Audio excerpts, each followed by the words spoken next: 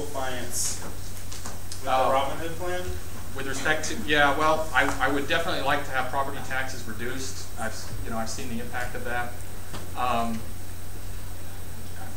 really not sure exactly how we're going to fulfill that. Part of that was to create the margins tax, which is also a problem. So I also want to actually increase the exemption and reduce the rate on the margins tax. But again, I think one of the things we've got to do is, part of the problem is, especially from the liberal side, they basically, oh, education's a problem, let's throw more money at it.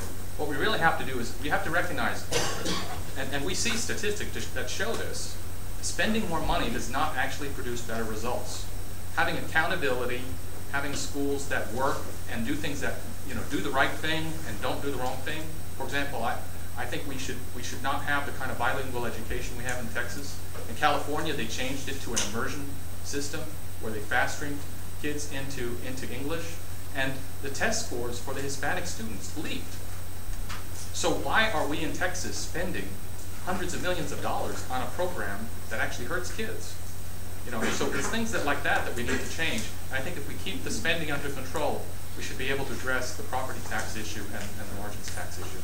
Where exactly is District 50? Great question, yes. And maybe I can ask how many people live there. It's northwest Austin, starting in a neighborhood called Canyon Creek.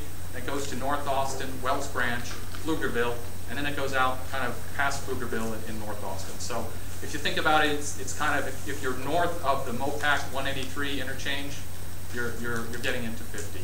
So how many, are there any folks out there? You probably also live downtown, but yeah, okay. Just a few. Oh, yeah. Jonathan and Mike, yeah. But of course, you don't have to live in 50 to help us out, and that's true for both 50 and the other districts. In regards to education, are there any specific changes you want to see in the classroom besides? Well, one of the things, actually speaking to the higher ed, I think we need to have more accountability, and that really speaks to, we need to open the books on UT, and that's more about understanding how the system like UT spends its money. The legislator kind of writes a blank check to the system and says, oh, you've got, $250 million. I think we need to see more about what's going on. One of the things they're doing in the area of accountability is now all the syllabus materials are supposed to be online. So every course that you take, this was passed in the last session, every course you take, you should be able to see online, or anyone should be able to see online what that syllabus is.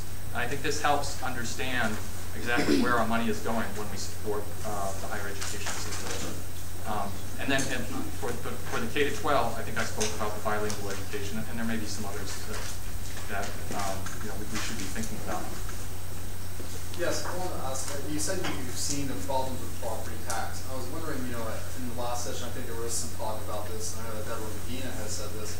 How do you feel about the abolishment of the property tax? Yeah, I think that's an interesting idea, and honestly, it appeals to me. As I said, I've received the property tax bill. I'm not sure that'll ever get to a vote, so it's not something I would emphasize as, oh, that's what I'm going to do. Maybe a governor can do it, but one vote out of 150. If it was coming to vote, I think I might consider that. Well, the advantage obviously is, we get rid of one whole category tax. The disadvantage is then, okay, so what are we doing to replace it? So the real issue actually is the spending side. If we don't control spending, it's just swapping one tax for another. And that's why I favor, for example, what's called the Taxpayer Bill of Rights, where we have a rigid lockdown on the rate of spending growth, and we don't allow the spending to escalate. Talk to him afterwards. Okay, yeah, we got to move on. Okay. All right. Thank you so much.